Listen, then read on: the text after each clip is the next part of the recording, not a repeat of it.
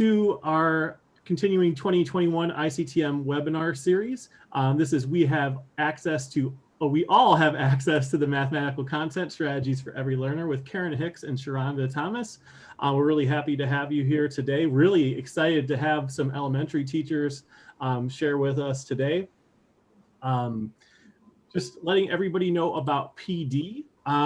You can get PD from this session in just a second in the chat. I'm going to put a link.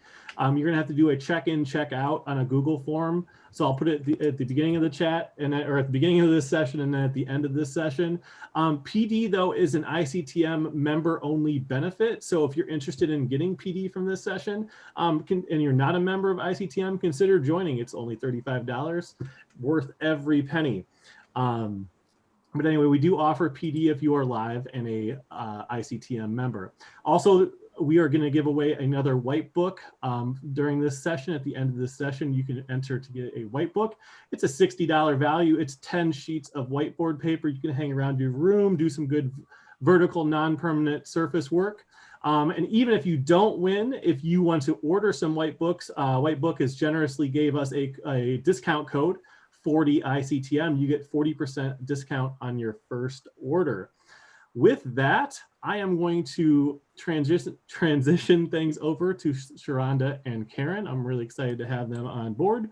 So if you have any questions, they said that they wanted everything in the chat. I know we have our Q&A feature, but they'll be monitoring the chat.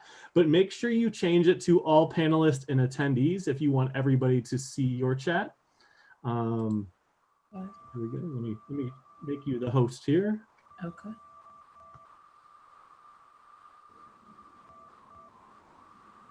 So I'm the host now? You are the host, and if you share, it'll override my screen. Okay. And I'm dropping the check-in link in the chat right now. If somebody could just make sure it all works, the check-in, just give me a heads up, that would be great.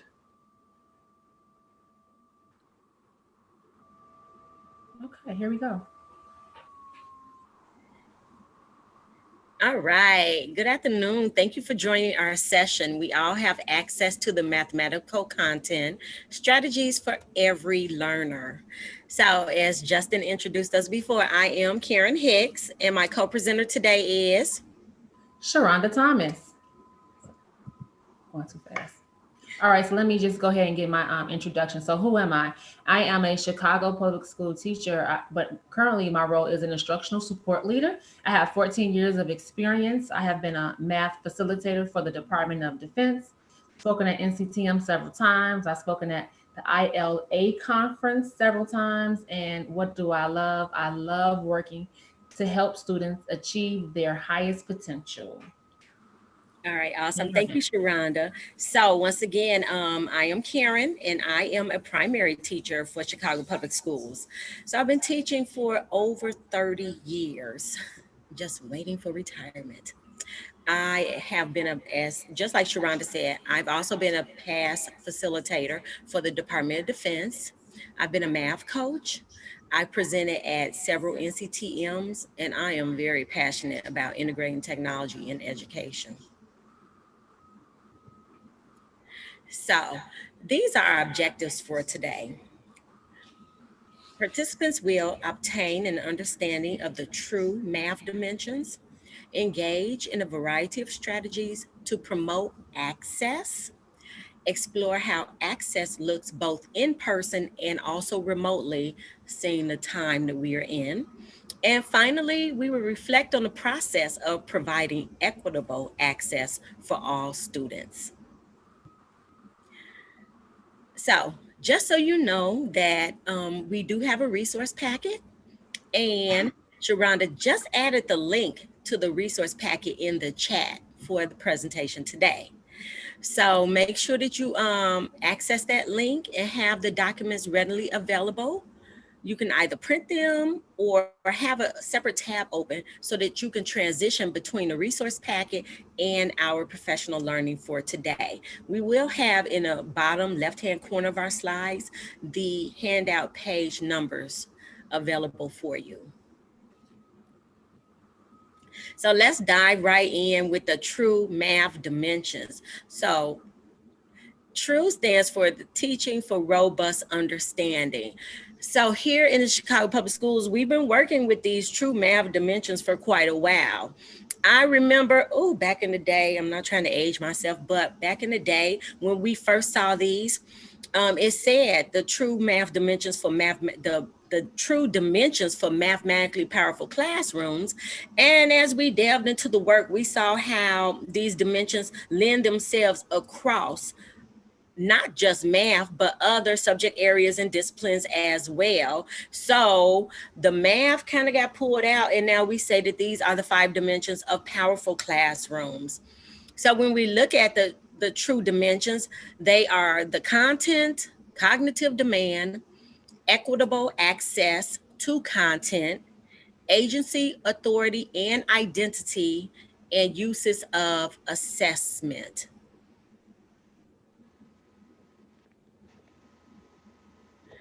And then Sharonda, check the link that you put in the chat for everyone. So at this, it should force people to make a copy. Okay, I'm gonna look though. Okay, so she says going to ask you all to make a copy of it. So we're going to spend a few minutes with this professional reading, what really counts when we teach.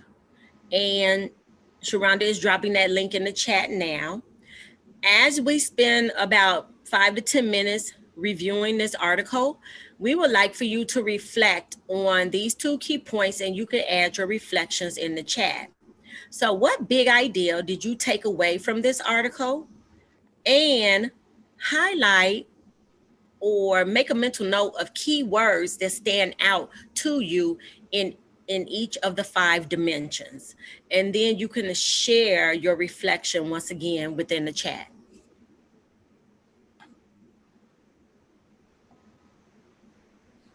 Got it.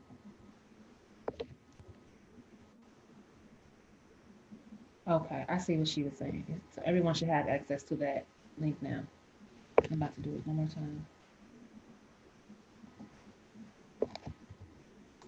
Okay.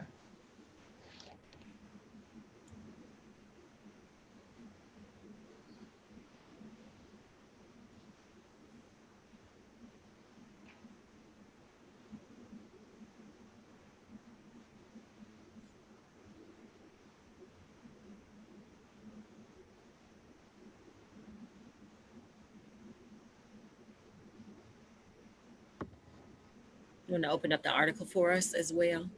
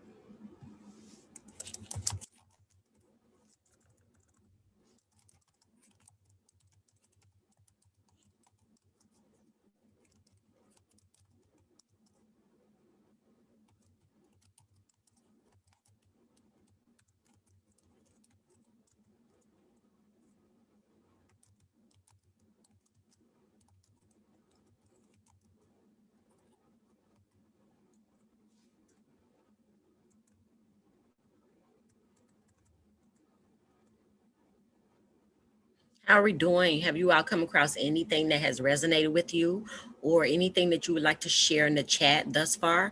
If so, feel free to drop it in the chat so that I can do some call outs.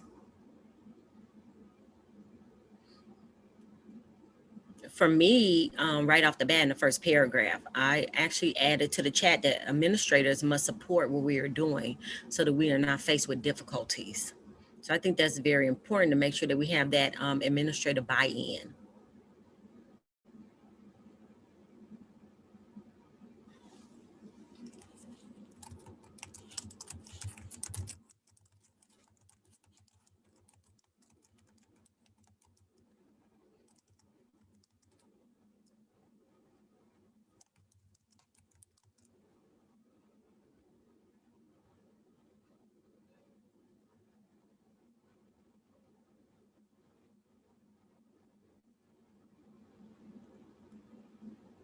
Maribel said tasks should be cognitively demanding and all students should be engaged in the content, not only a select few. Oh, yes, I echo that most definitely.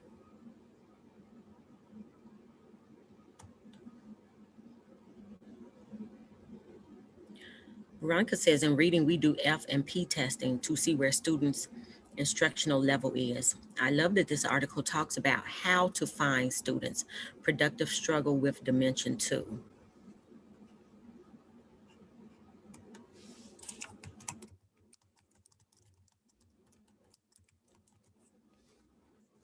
Yes, you all have pulled out some great takeaways thus far.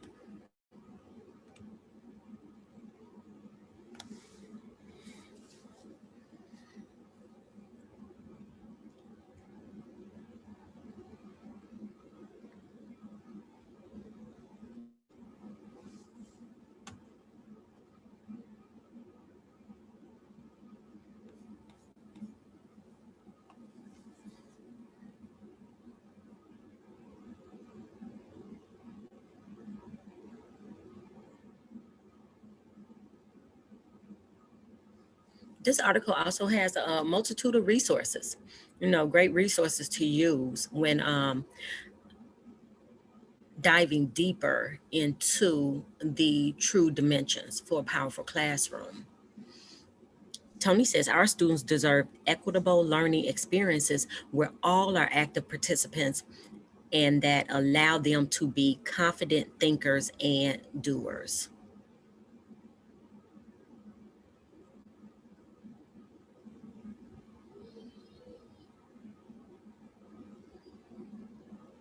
Which sums up a lot of the work that we are doing here in the Chicago Public Schools, making sure that all students have access, not just a select group, but we have to make sure that everyone is engaged.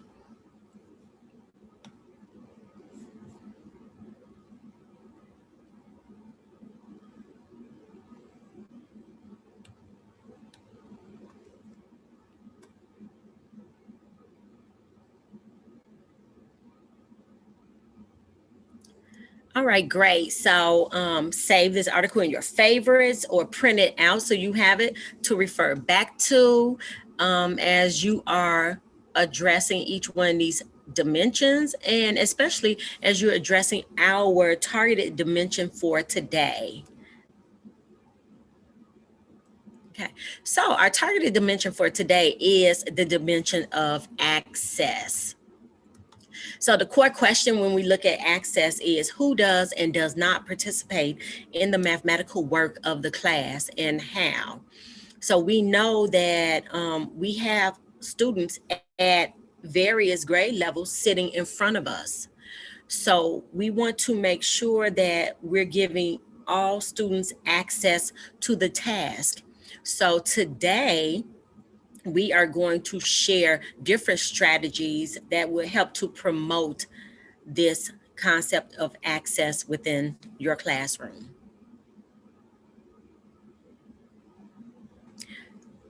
So to increase access and equity, we must focus on our community. We all need strategies which will support each student in our classroom so that they will be able to participate meaningfully within our school community. So let's look at some strategies to promote access. The first strategy might be familiar to most of us on here, and that's math talks. We here at Chicago Public Schools, math talks are actually embedded within our math block. So for those that may not know, and for others that do know, this will be a refresher. A math talk is done daily, and it's a 10-minute routine that's going to focus on building the conceptual understanding, procedural fluency, and efficiency with numbers and operations through mental math. It's not paper pencil, it's all done mental. So this is a whole class strategy, and it supports positive habits of dialogue. It supports that discourse that needs to be evident within the math class. And that's discourse not only in person, but also remotely as well. So when we're planning for math talks, we introduce new mathematical concepts. We can review previously learned content with the students, or we can reinforce conceptual ideas. And what I love is that the math talks could address those misconceptions that are coming up with your students. So you might be able to target and clear up those misconceptions. Now, math talks promotes access because it allows students to think about and solve problems in a variety of ways. And students also have the opportunity to hear and see the various solution methods that their classmates might have come up with. So that's helping them to build that bank of ways or solutions to a given problem. So that's one strategy. The next strategy are anticipatory guides. When we're looking at anticipatory guides, they're designed to get students thinking about some key ideas that they will be able to explore throughout the lesson or throughout the upcoming unit. They're presented with statements to consider that will elicit opinions from them. So it's very important to note that when doing anticipatory guides with your students, the focus is not on the correct answers, as students' responses are based primarily on their intuition and where they are currently thinking. Students begin working individually, and then they're able to share their ideas with a partner. And this strategy promotes access by introducing vocabulary within the context. It facilitates productive and engaging student-to-student interactions, and it encourages academic language development around key mathematical concepts.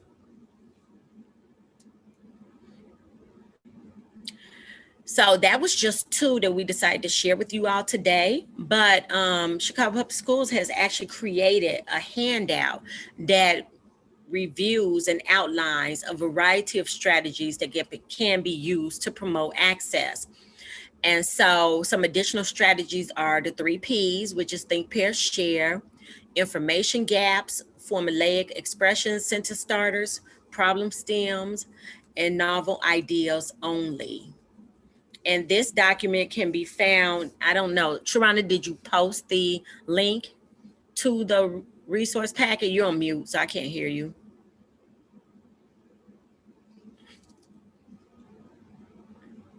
You're on mute, Sharonda. You have to unmute yourself. I know. Yes. So no, it is in the resource packet. Yes. It's on the first page. You'll see it there. And that's been the resource packet. I'm sorry, gives you the link.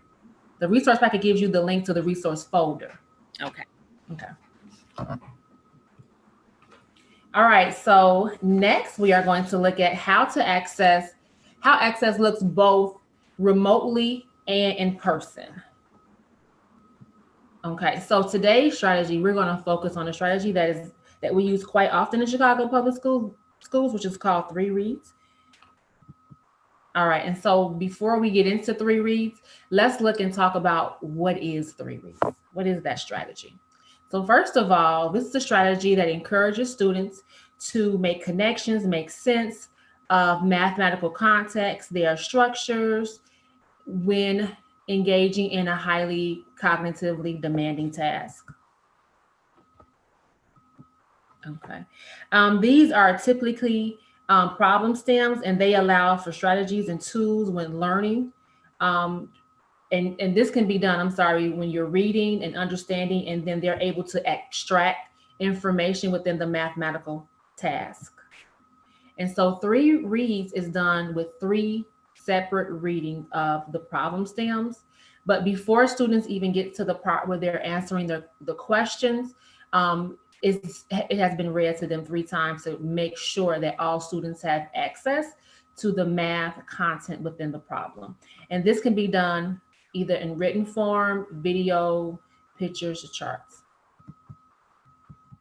Okay, so access to the mathematical content. So let's talk about this first read. So during the first read, students are making sense of the situation of the problem. And so the question that a teacher will ask is, what is the situation about? So the text is being read to them, and then that's the question that they have to think about. Just what is the situation about? During the second read, students identify and understand and make connections with quantities and amount within a situation. So a question that a teacher would ask could be, what are the quantities in the problem? What do they mean? How are they related? So these will be all questions that teachers can ask to elicit information around quantities within a problem. And then third, you have, this is to elicit questions based upon the mathematical content and the situation. And so then the question that would be asked is, what are all of the possible questions that you can think of for a situation? So once they understand the situation, once the numbers are pulled out, then that is when the questions are starting to be generated. And these are generated by the students.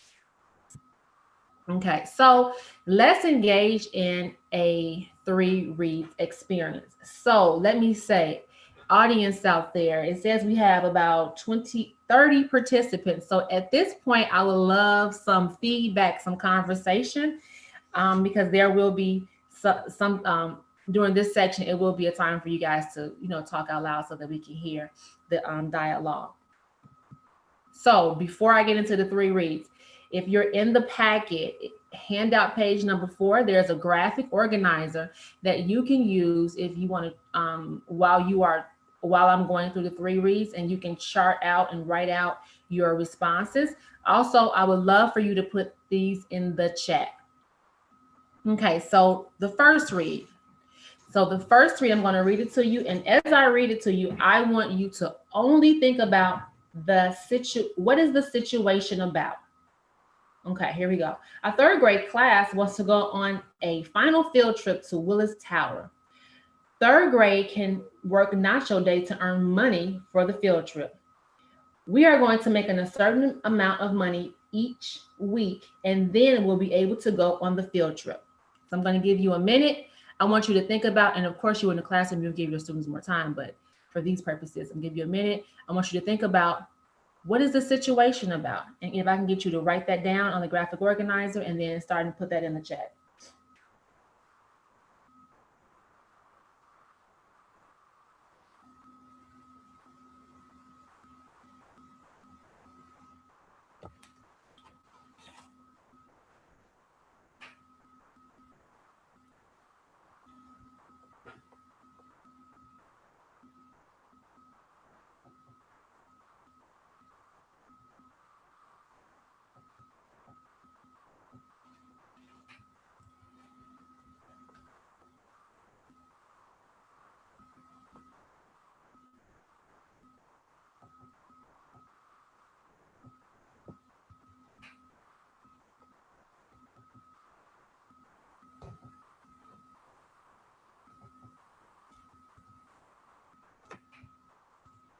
Okay, so I just shared that. I saw a panelist put in there. Attendee asked for the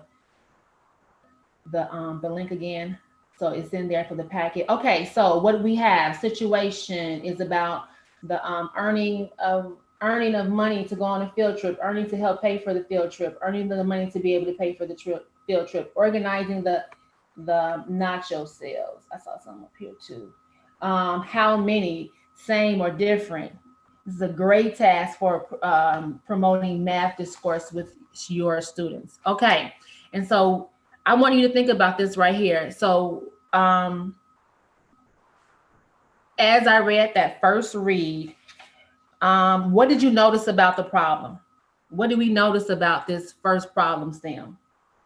Give you like 30 seconds to add something to the chat. What did you notice about this first problem stem?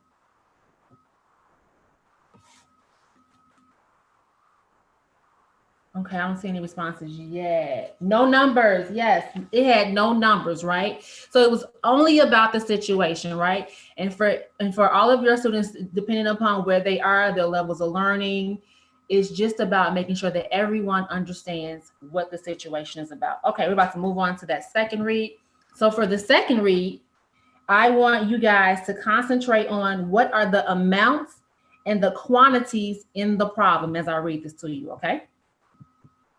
All right, so our third grade class wants to go on a final field trip to Willis Tower. The cost of the field trip is $135. Our class can earn $15 each week by selling nachos. We have already earned money by selling nachos for 4 weeks.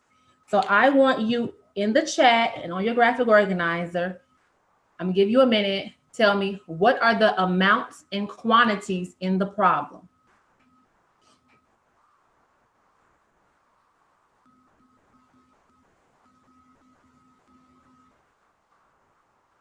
I see someone put 4 weeks. Yep, there have been 4 weeks, $135. The cost of the trip is $135. Thank you, participant. And so I want you to think about, so now with that second read, right? What did you notice about the word problem as it was being read? So what was the difference between when you think about that first one, when we talked about the situation, to this second one? What was the difference? And think about that as you do this when you facilitate. And so what we should have noticed was that in the second read was that it did bring in the numbers. So you had to think about those amounts. Okay, so now we're about to move on to the third read. And so as I read this third read, I want you guys to think about all of the possible mathematical questions that you can come up with in regards to this situation. Think about all of the questions that are generated for you as this third read is being read, okay? All right, so our third grade class wants to go on a field trip to Willis Tower. The cost of the trip is $135. Our class can earn $15 each week by selling nachos. We have already earned money by selling nachos for 4 weeks. So in the chat, I want you to type in questions that come to mind. What questions, what mathematical questions come to mind as you heard that one being read?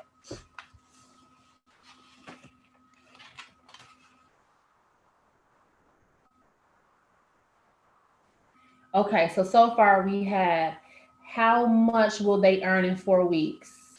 How much will it take to earn $135? How many weeks will it take to earn the trip? How many more weeks do they need to sell the nachos? How much more money? Okay, wait, I lost my spot with that one. Oh, how much more money have we earned so far? How much more money is needed? How much more weeks until we get $135? So you see all the questions that your students can come up with and generate. So think about this in terms of it being remotely, right? So we kind of did this activity remotely, right? And so then what would it look like inside of the classroom? And then perhaps as you go through each read, you can have students go into breakout groups. And then they can talk about the situation. And then you can have them go into another breakout group, and then they can talk about the amounts. And then they can go another breakout group and then talk about all of the questions that they can come up with. And so you can even use the questions as a way of like differentiating or creating small groups for students to solve this work. But let's talk about, what does this look like in person? So this is a third grade classroom from Chicago Public Schools of a teacher engaging her students in the 3-read strategy to help promote mathematical access for all of her students. And so they will be engaging in the same problem. This is pre-COVID. So one of the questions that I want you to think about as you see this video, first I want you to think about what evidence did you find that the teacher was able to increase access for this cognitively demanding task? And then how could you modify this lesson for your current in-person or remote students? Okay, so I'm going to play this video. And then I want you to keep that in mind. Today we're going to do a word problem. And the first time we hear it, I want you to just picture it, right? So everyone, close your eyes. Okay. The third grade wants to go on a field trip. We just went on a field trip. So we want to go on one last field trip to Willis Tower. So, field trips cost lots of money, right? So they told us that third grade can work nacho day so that we can earn money for the field trip. Now,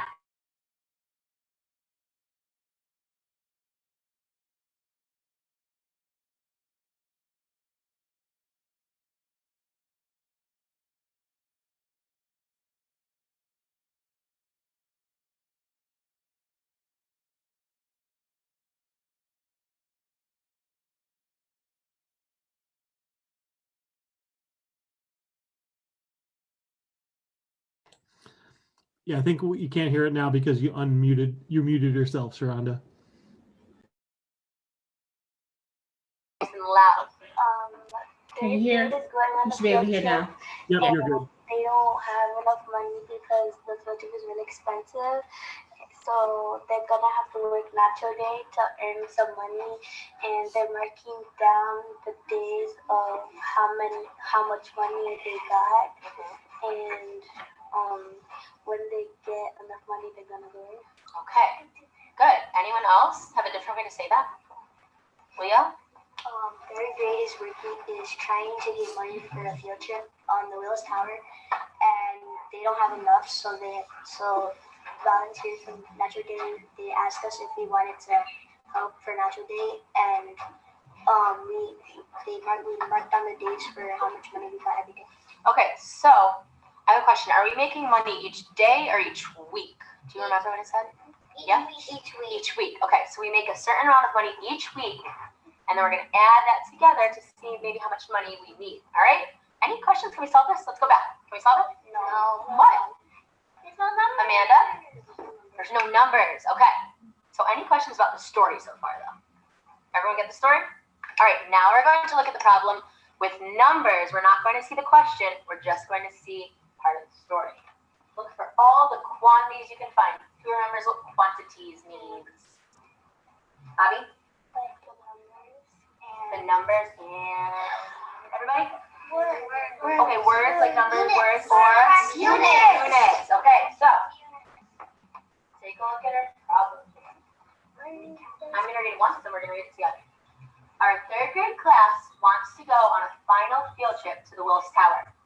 The cost of the trip is $135. The students can earn $15 each week by selling nachos. The class has already earned money by selling nachos for 4 weeks. All right, ready to read it together? Yes. Our third grade class wants to go on a final field trip. You know what? Let's talk to our neighbors. Talk to your partners now about all of the quantities you can see. Numbers, units. Is it always going to be a number though? No. Maybe it's a word. All right. So look for all of the quantities you guys can see and talk to the same partners you were just talking.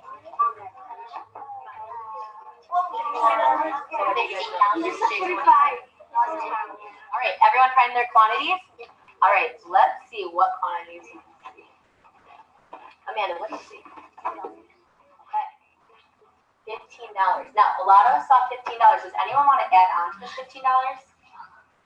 Shayla? Each week? Each week. Why is that important? So we can know like when we're earning it. Okay. Like each day.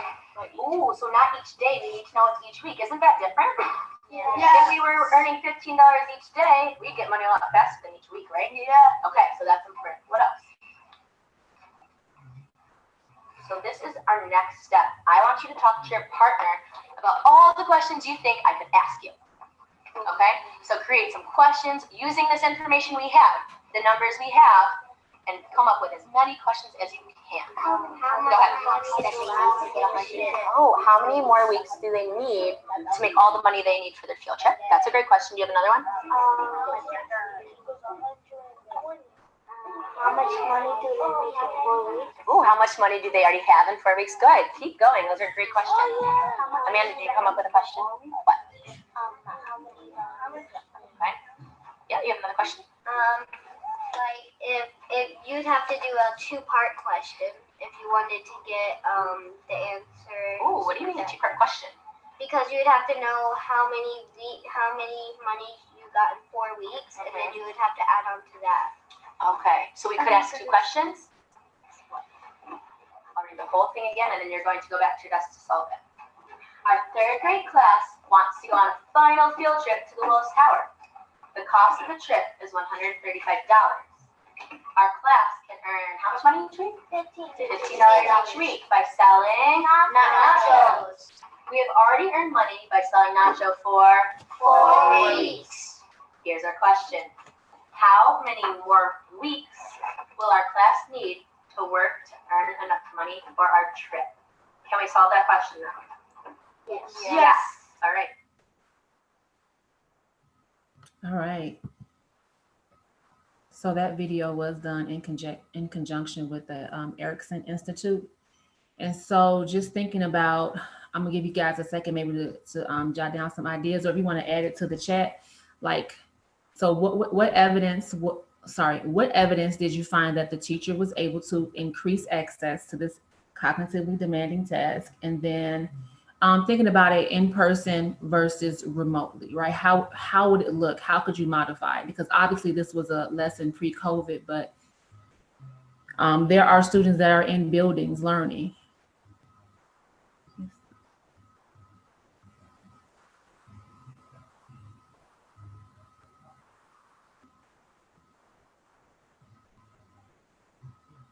Okay, no comment yet. So hopefully you guys, hopefully that video for you guys and being able to interact in the 3 reads generated some ideas for you guys in terms of creating access for students within your classroom, what it could possibly look like online, in person.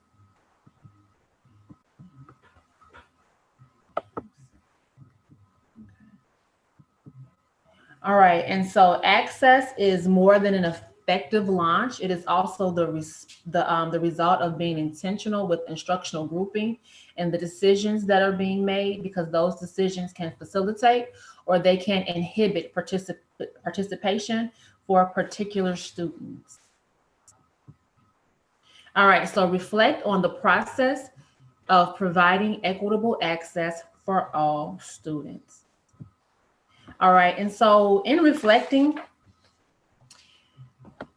in this reflection, we have to think about the biases that we come with as teachers, because I know that I definitely came with some when I was in the classroom. So I'm going to read this quote. So educators' biases can hinder a student's ability to feel safe in the classroom, making it difficult for a student to enjoy school or certain classes. Sadly, students are categorized and labeled before the first day of school. And I'm just going to be very transparent with this. This is something that I know that I was definitely guilty of.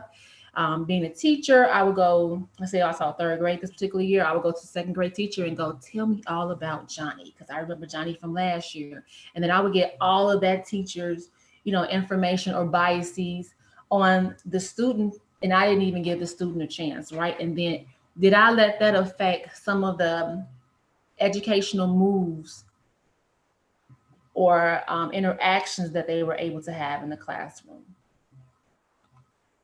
And dare I say, yes, I believe so in some cases. And so how do these implicit biases influence our instruction?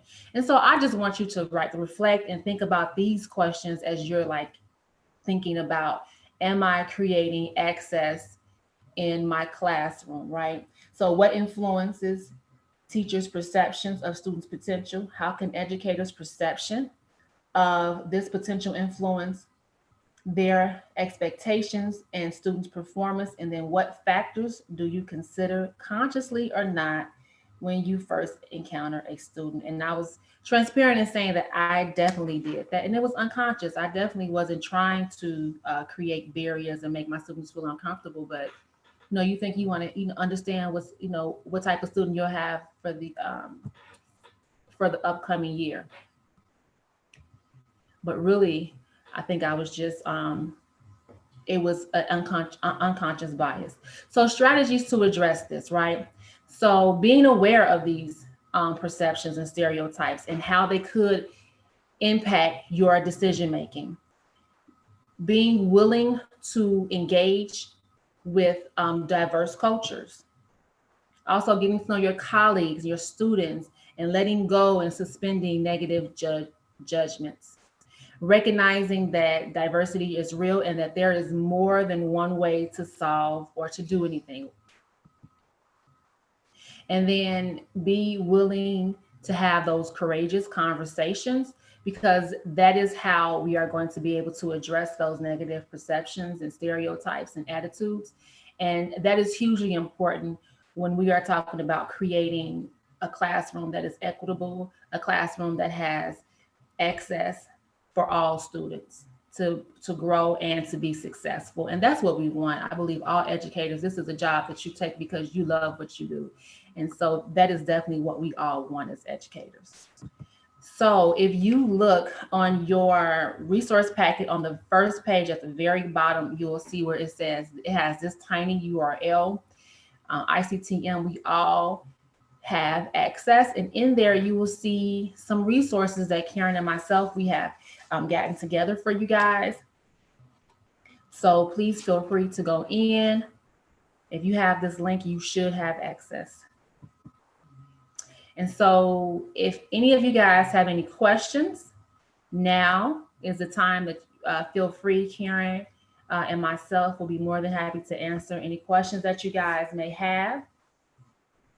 And then these right here are our email addresses. And so maybe if you don't have a question in this particular moment, if you would, take down our email addresses, you can email us and we'll be more than happy to engage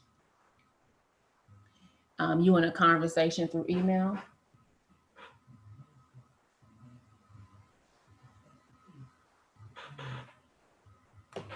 One question that was in the chat Okay, earlier that was addressed. It was addressed by some participants, but what are some examples of math talks? There were some examples provided in the chat, but maybe you wanted to elaborate on what some math talks you've used before. So you know what, and I can actually add that in our resource packet. I'm glad the participant asked that. So I'll make sure I'll go in and I'll add examples of some math talks, because at Chicago Public Schools, we have quite a few of those examples. But math talks, we use those, and that helps build fluency. That can be used to reinforce maybe a skill that has already been taught within your classroom. So we use math talks, and that's like a daily 10-minute activity, but I'll be sure to add some resources within that resource link. So whoever that participant was that asked that question, I'm gonna go back.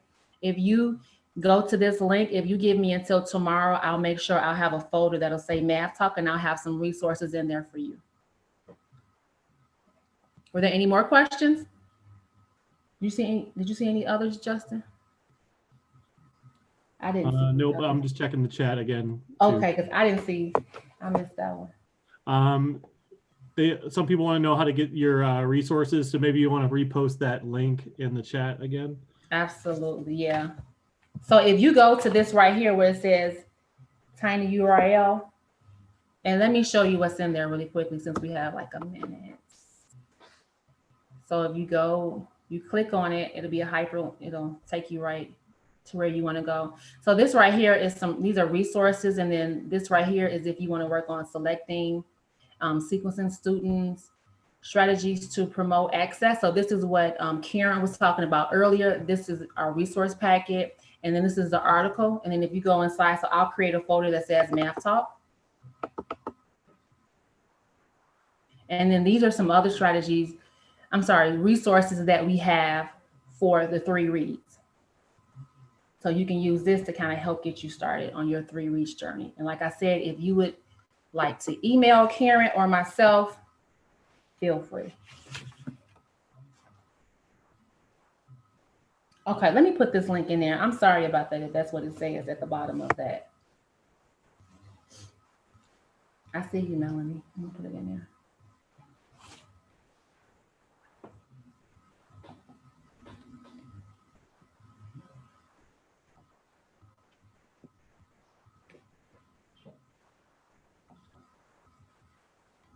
While we're waiting, just before anybody signs out, I'll have to put the exit link in the chat too for the PD. So don't jettison just yet, but I want Sharonda to post the tiny URL first. Okay, yes. So no, I posted the tiny URL, and if that is it, okay, then from Karen and myself, Karen, if you want to get off mute. Thank you guys so very much for coming at a 3 p.m. on a Tuesday afternoon. We appreciate being here. And like we said, if you have any questions, please feel free to reach out to us. Thank you so much. Thank you both for participating. I did put the link. A lot of people are thanking you, which they definitely should because it was awesome. But there is the Google form for signing out for PD. So if you signed in, make sure you sign out. Also, again, Sharonda, could you make me the host again? I'm doing that right now as we speak. You are awesome. We are going to do our white book giveaway. It's really, really complicated to sign up to be in the giveaway. You just type in white book in the chat, and that's all you need to do. And then it's randomly selected. There you go. White book, wipe like you wipe it clean, WIPE. Doesn't matter. You don't have to respell it, but anyway, that's great. Thank you. I think I'm the host now. All right. All right, there we go.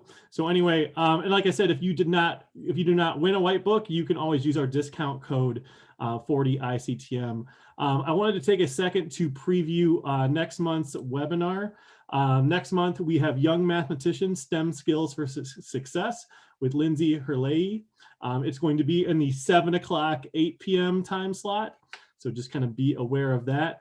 But thank you all for coming. We're really glad to have Sharonda and Karen out today to present to us. And as always, the recordings will be posted on the ICTM website. So if you need access to this in the future. So thank you very much, everybody. Just looking.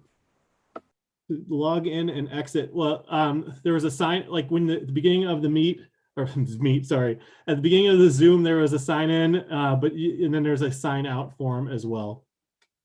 At least sign out, and then maybe we can use the Zoom data to help out. ISBE's changed their criteria for PD and what kind of requirements they need to have. So we're trying to adjust to make sure that we are meeting ISBE's requirements. So thank you, everyone. I'll stick around for a second if you have any questions.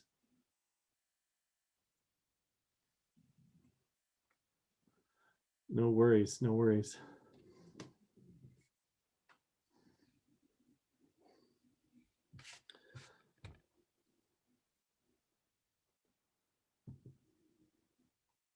We'll see you next April. It's amazing. Hopefully the wonderful weather continues.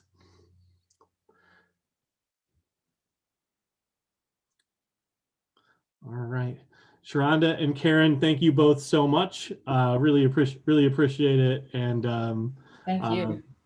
It's interesting too, because we do things like, this is always our quick after talk. We're using IM at our high school right now, which has a lot of the sim structures built in, like 3 reads and a lot of the math language routine. So I find it great. I love just the K-12 approach of keeping consistent with strategies. So it's really great to hear some of the stuff that you're doing. But I appreciate appreciate it. So thank you so much. Thank you. You. All right. Yeah. The code is I think it's 40 ICTM. I always forget where the 40 goes. 40 ICTM. Yep, there you go. So 41st. I actually like that whiteboard. yeah, it's pretty nice. And so there you go. There's the discount code.